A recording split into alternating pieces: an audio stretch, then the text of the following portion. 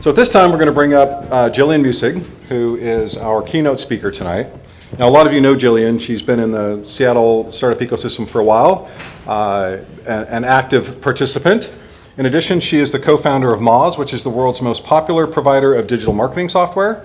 She's also co-founder of BrettApproved, a TripAdvisor for the fastest growing travel demographic on earth, travelers with mobility challenges. She's also the co-founder and CEO of Outlines Venture Group, a consultancy that helps companies successfully navigate growth and scalability. For the past decade, Gillian has been an investor, advisor, and board member at tech companies worldwide. Her weekly show, CEO Coach Podcast, provides actionable insights to help companies launch, grow, pivot, and thrive. You can find all of her podcasts on all the major platforms. Gillian has spoken at conferences and events around the world, and today she will share her perspective and that of her colleagues on founding and funding a successful company in Seattle and around the world. Welcome.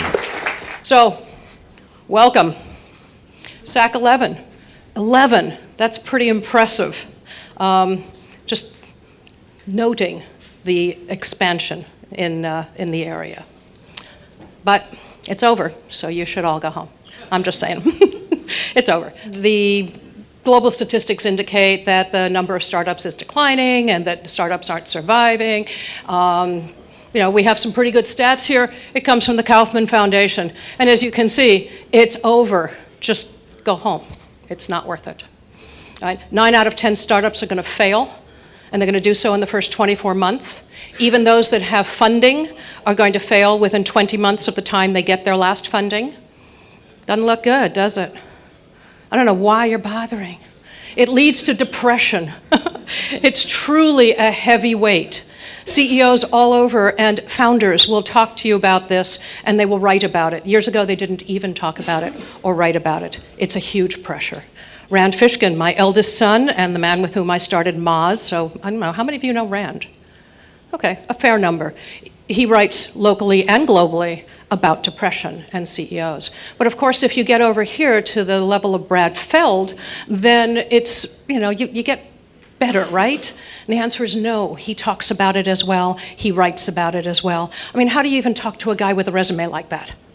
And that's just the words of the companies that he works with. Doesn't even tell you what this guy does for a living, right? It hits everybody. And generosity itself, which is a key attribute of a successful CEO or a successful founder, leads to that kind of burnout too.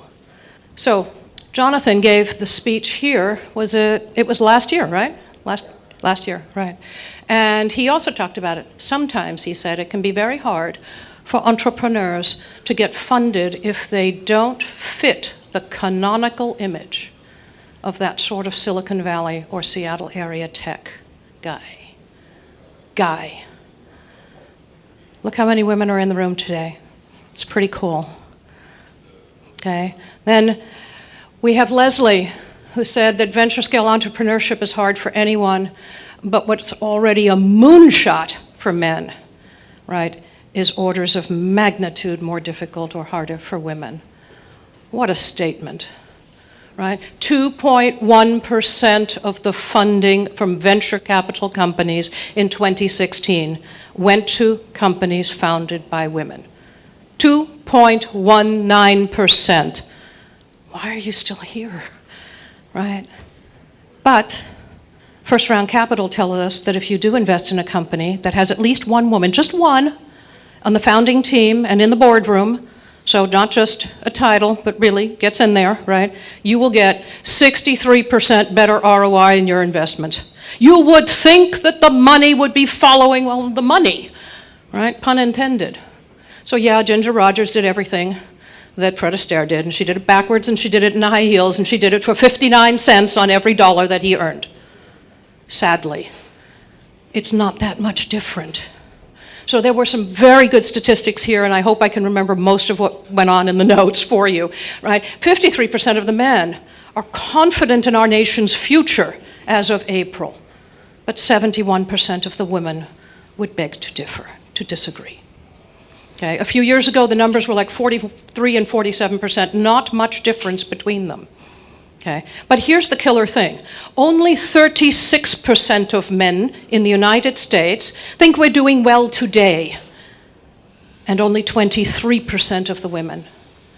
So that says to me, they don't think we're doing a good job now, they think it's about to become the age of men.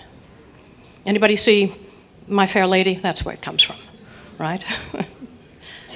So give up and go home. The numbers are terribly, terribly depressing. Because, you know, no presentation's good without a lolcat, right? So, as we would say here, right, you still want to put a dent in the universe? All right, let's just keep going then. You know, if there's one more cheesy reference to a movie, I don't know. Apparently there's going to be. The answer is that the 10-second sound bites are not the only thing you need to listen to. There's a lot more out there. So let's take a look. Let's take that red pill, shall we? Let's see. So here's some of the interesting statistics, and again, hopefully I'll remember all the numbers on that slide. But the United States is not only do you have a better than 50-50 chance of making it, right, down the road here, but for every year you stay in business, your chances of remaining again the next year increase. They do not decrease. Once you get over that first hurdle, man, things get a little bit better. I'll be darned. And not only that, in the United States, the chances are better. And in the United States, in specific fields like technology, the chances are better yet. Oh, turns out things aren't so bad after all. It looks like you have an over 65% chance of making a good shot. And if the numbers are so terribly awful, and it's all over, and the startups are failing, and the startups aren't starting, and nobody's funding anybody, what the devil are we doing with all these companies over here in the billion-dollar line? Those are the unicorns. That would say to me, we're reaching that middle, right? The big middle that Malcolm Gladwell talks about. I get that. That's okay. Right? We have a universe unfettered by the laws of math and time. We get to occupy that universe. We get to build it out in our lifetimes. An extraordinary thing. So of course it starts a little bit and it gets bigger, and sooner or later we start building things that are different. We start building things where we say, all right, we've got the platform. I'm standing on the platform. It's pretty good. You know, it's round. It's a universe. Okay. So far, so good. Right? How shall we build better ways to live and work together? And among you are the people who pushed this from the first days. Hey, Looney, stand up and show us your red sweater. But for those of you who don't know Looney, and there's probably 2 of you in the room that don't, Looney stood up and said, impact investing is a thing. I decline to believe that it is not. We can build better ways to live and work together. Right? And from the first few straggly companies, we were just talking about it, right? I came and I mentored a little bit, as did my daughter, right? And from those first few, Looney is now in multiple countries, is connecting the impact investors in more than 20, I believe you said? More than 20 countries already? 22 countries already, and counting. So go get them some more. These are people who understand that you don't have a single metric to optimize for. There are multiple metrics, and we can get it done. And every problem is an opportunity in disguise, said this very modern man, the second president of the United States.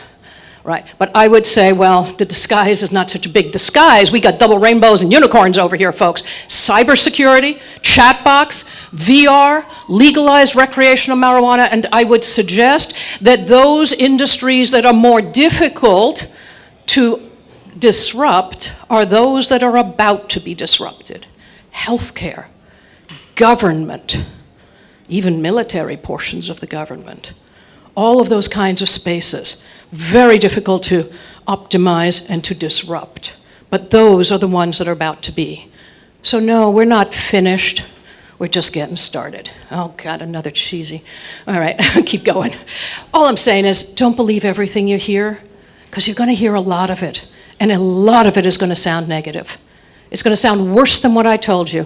There are numbers upon numbers out there. There are prognosticators upon prognosticators out there, right? And they are all designed to send you home. Don't do it. because there's still some sunshine in Seattle after all. I promise it's coming on, I think it's Saturday? Yes, I'm pretty sure it's Saturday. Somebody look it up, weather.com. So let's talk about some of those issues where, 2.19%. Heavens. Well, I asked some friends, I asked some colleagues, and they were very forthcoming. And so we have here from our own Susan Preston, who will come to you in a few minutes and give you a lot more statistics around this sector, right? She says there's a direct correlation between women investors and women entrepreneurs getting funded. Now, mind you, gender diversity is only one piece of diversity. People of both genders and anything other than Caucasian, right, face all kinds of diversity issues, right? People who are differently abled. I have a particular company I'm supporting that is building a TripAdvisor for travelers with mobility challenges. You heard about that in my bio, right? That guy's a CEO in a wheelchair. I can't get him up.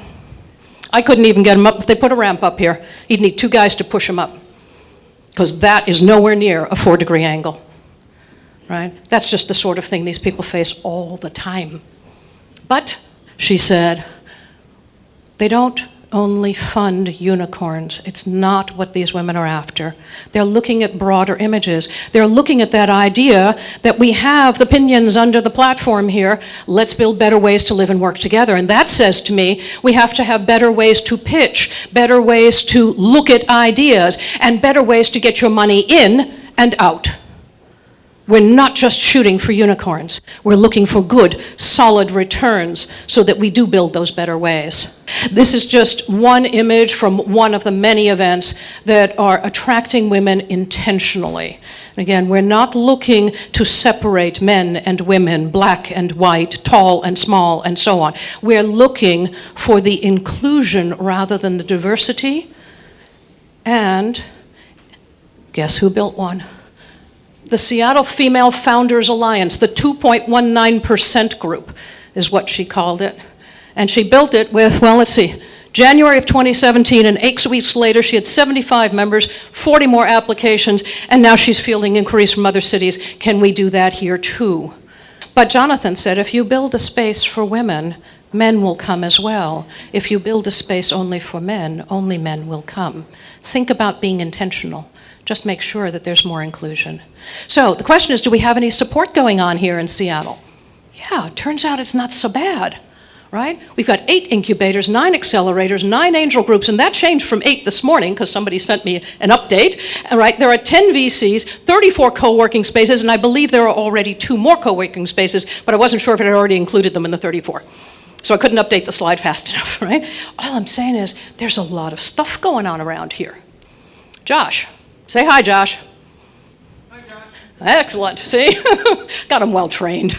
All right. There's nothing better, right, when it comes to learning best practices than hearing from successful people in the trenches. In other words, people who have done it before or are doing it now. And I would tend to agree. So Josh wrote a book on the subject. I suggest you pick it up. You're welcome, Josh. He pays me for this. No, seriously, I suggest you pick it up. It is truly an extraordinary book. It's called Startup Wealth.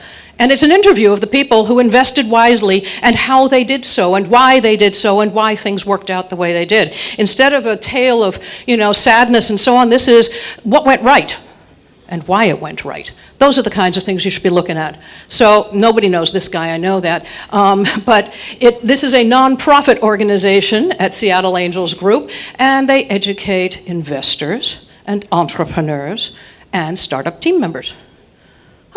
Sounds like another good place where you might learn something. You might actually get your company off the ground from people who really know what they're doing, because they've been around for 11 rounds, right? So something went right. Haresh Ved over at TIE asked me to join their organization this year and help them to build something called a Women's Entrepreneur Network. They said, we're an old boys network and we know it and we need some help. Would somebody please help us find the women? And it isn't, again, about separating it, but if you take only 1 or 2 women and say you put them in an investor group, by the design of investment group, the majority figures out what they'd like to invest in. And so they continue to invest in the same things, the same ideas, the same teams, because it's comfortable. And the 2, 3, maybe 1 more female, right, doesn't really get a voice. If you get enough women together and then you start mixing things up, right, you don't just get a slightly blue or green, you really get, you get the whole mix of color. You get the ideas and the perspectives that make things better. I would suggest to you that a mutt is significantly stronger than any thoroughbred. The thoroughbreds are designed perhaps to run fast or look pretty or whatever the heck that is, right? But they don't last long, and they're not strong, they're sickly. Be a mutt in every organization. So this one is Janice Machala. What do we call her today? The Diane, the oracle of angel investing and VC work here in Seattle. She started so long ago and had salons in her own home to put together investors and advisors and startups. And she would support those startups very early on. I hope she gets to speak next year, so that would be great. And she says she does believe in the team, but she looks for diversity. Here's the killer piece. Diversity is a proxy, she says, for being willing to listen to diverse points of view. It's a proxy. Think about that, investors. That's an important deal. And here's the slide I was hoping was earlier. Jonathan said, I will not invest in companies that have a non-diverse team, right? What he said was, I will invest exclusively in companies that have women on the founding team. And I have taken the same stance. And yes, sometimes I pass up something that I think is pretty damn good. But I still say, for the strength of the company, not the idea, it's time that you had better representation in the founding team. So, let's take a look at some of the assets and the attributes of those successful founders, right? Because a lot of you want to be founders and are already and running companies that you hope will get significantly larger. So an attribute is an inherent part of someone or something, right? It's not something you can acquire so easily, right? So one of the things they have as assets, which are things that you can acquire, right, are mentors. Seek them out. There are plenty of them here in Puget Sound. When I built Moz, there weren't many. It was a much smaller ecosystem, and it was pretty lonely out there. You don't have to put up with that. They have peer networks as well, and all I'm saying by this photo is that it never stops, right? Your peer network is important no matter how successful you become. And then there's relevant education. This is Chris Gardner. He's the guy that was, again, cheesy movies, right? Do you remember The Pursuit of Happiness? Okay, so Chris grew up without the kinds of assets or support systems that would ordinarily indicate success in later life. And the Chris's of the world are very few and far between, but they're not impossible. Even if you did grow up in the slums in a broken home and sometimes in foster care and sometimes with people telling you constantly how ineffective you are, how foolish you are, how incapable you are, you still can break out. It makes it much, much more difficult. So all I'm saying is, even if you are a founder of a very new company and things are pretty hard and the creditors are at your door, put your hand back now and help the younger person who is merely thinking, who the hell am I? Now is your time to reach into the high schools, because they're not even going to make it to college if you don't help them out. So the attributes of successful founders would be humility. I considered actually not taking this slide at all, but then I thought, no, humility really is a piece of this puzzle. People who are full of themselves are difficult to work for and are often not destined for success. The numbers actually do correlate fairly well. Rand, my son, has written more deeply about this. I suggest you look up his blogs. They're generous. These are images, again, out of Moz, right, from when it was called seomoz.org. We were never going to make money with it. Rand wrote that blog as, if you will, a gift to the community of these new search marketers, the new SEOs. It didn't exist until about 1997, right? When the pages of the web would be organized by search engine, we figured that out, and then suddenly search engine optimization was a thing. Until then, it wasn't a thing, right? So this was a very new industry. And he began to write saying, it's time that we shared things. It's time we got a little more transparent about how all of this works. And then he did some research and did some pretty deep research, and he began to share that. That kind of generosity is a hallmark of successful founders and CEOs, leaders, right? He wrote it every single night for more than 3 years. This is like the 1001 Nights. But he did it while creditors were knocking at his door at the office and in his home. In other words, the darkest days of startups, when there was no hope, when there was debt, and there was no light at the end of that tunnel, he did it anyway. There's an interesting thing. When Twitter was fairly new and he was still writing this and we were still pretty much in an awful hole, right? He wrote one night on Twitter under @randfish, which is his Twitter handle. He said, "I'm so exhausted, I don't know if I can write this tonight, or I can write the blog post tonight." And then @SEO Moz responded in a few seconds and said, "Don't even think about going to sleep till you put that post up." And 20 minutes later or so, he responded and said, @randfish, right? He said, "The post is up." And SEO Moz said, "Good night."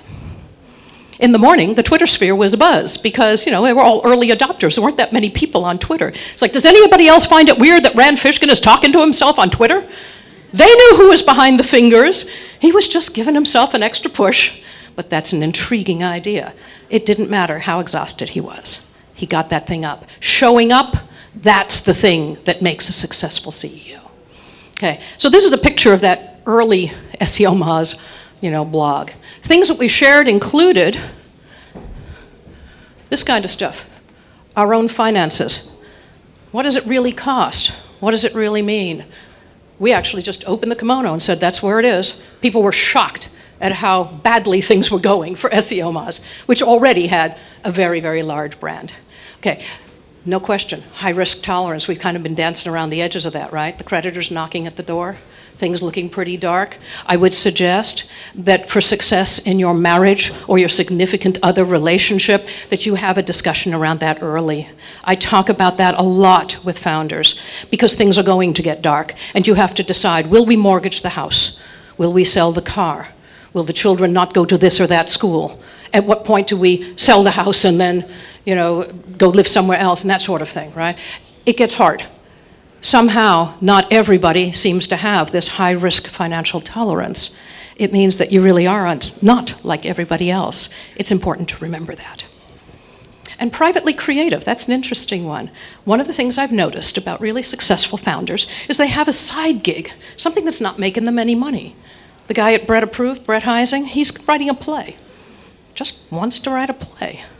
So he's been doing it for years, and he, hasn't gotten it finished, but every now and then a few hours goes into it, right? Anybody here have a side thing? Look at that. Privately creative. See, it's not that odd. Yeah. And they take time for some healthy pursuits. I'm not sure this was healthy, but that is me. One year I went cycling in India to go find what the nature of this country really was, and it was an extraordinary thing. But we got a lot of technologists out as well. That's Kapil Gupta, and he is a CEO of a young company in Delhi. And we got a lot of technologists on the road that day. They only went as far as the edge of town, and then we took off, just my brother and myself, and we went on for about a month more. So that was quite something. They're seekers and learners. So it isn't just about sharing what you know, but constantly asking others, constantly doing research, constantly keeping up. So this slide deck, right, when did I change it? I don't know, just an hour ago or so, whatever. Just keep asking questions. The numbers change constantly. The information changes constantly, right? Keep looking. And it helps, of course, if you're male, white, tall, and a baritone. That's pretty tough. But it's true. On the flip side, there's good news there too, because in 2015, the TechCrunch list included 18 women founders who are killing it. 18! All right. But by 2016, we had 40. So if we keep that up, we might just get somewhere. Just keep at least doubling and then some, shall we? And then I would talk about passion. It's an overused word, but it's a pretty good word. The way that successful CEOs keep it up over the years is that it is not unbridled. It is bridled. In other words, they have self-control so they don't go flying off to every bright, shiny thing. They keep a little focused. And it's not always that easy. Several people in the audience are laughing. They know themselves, right? ADD is a thing, shiny objects. So these assets and attributes apply not only to you as individual founders, but also to companies themselves. So now we'll talk about the asset, right? The physical or intangible thing that can be useful in an effort to succeed in business. This is stuff that you can acquire. So this is a little easier. Okay, and I would say the most important is having a wizard and an executor. Without both, you've got nothing going. I'm an executor. How many other people already know just from those two words that they are executors, not wizards? Not a whole lot. Does anybody know that they are a wizard? Yeah, see, now somebody's telling somebody else that they're a wizard, but okay, a few of you know you're wizards. Here's the deal. The wizard is the idea person. The person who thunk it up and keeps it going and provides vision. But the executor literally executes on the ideas of the wizard and builds the company around them. That's what's going on here. That's what needs to happen in your own company. And if you're investing and you don't find both a wizard and an executor, put your check back in your pocket, right? Unless you're willing to serve as the executor. Because you're going to find a lot of wizards who cannot market themselves out of a wet paper bag.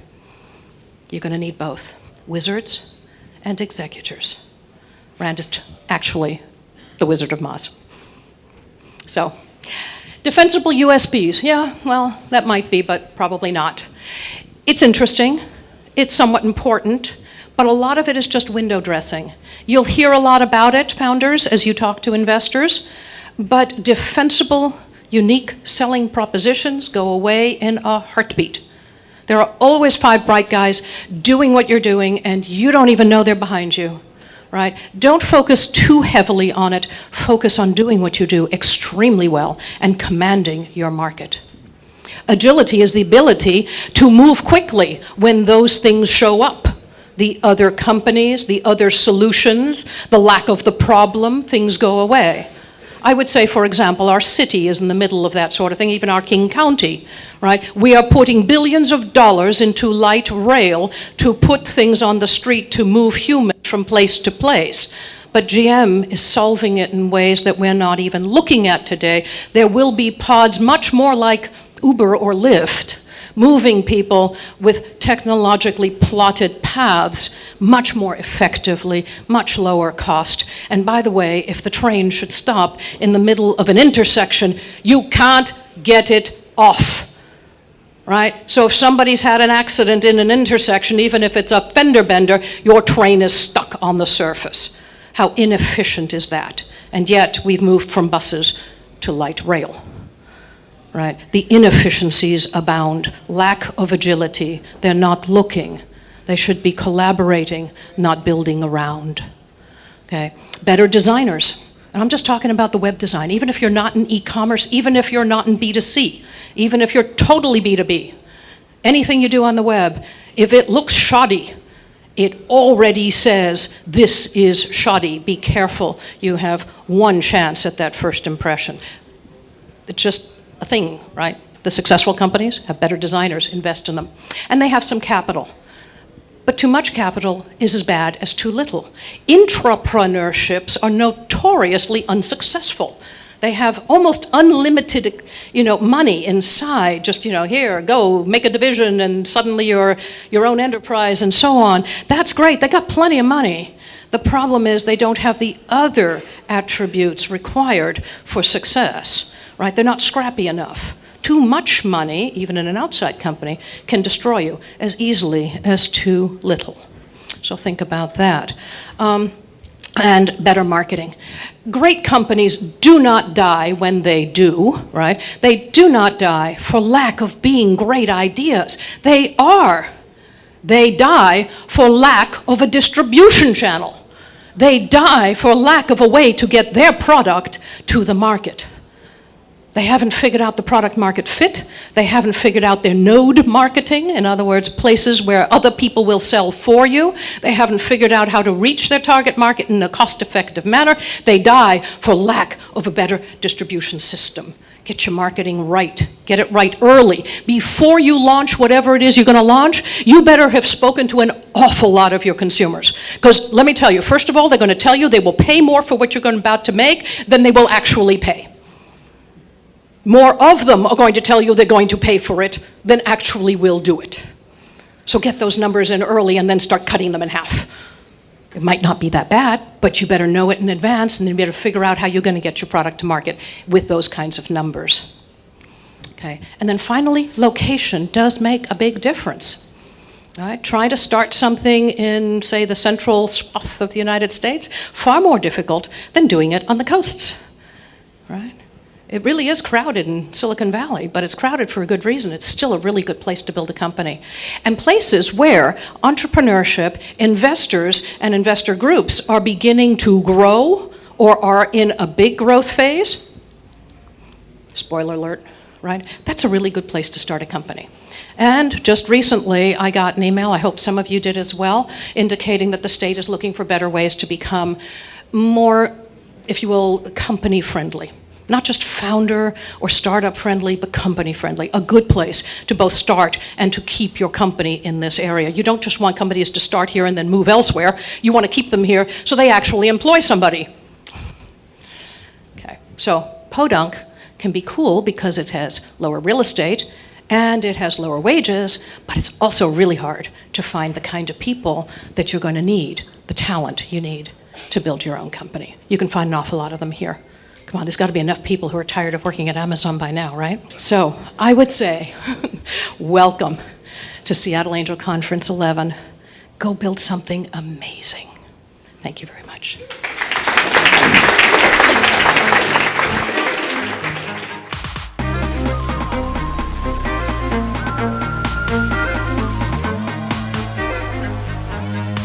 So we have some great sponsors that are providing some support for the entrepreneurs. We want to get more entrepreneurs to be successful enough to be angel investors so that we amplify the cycle.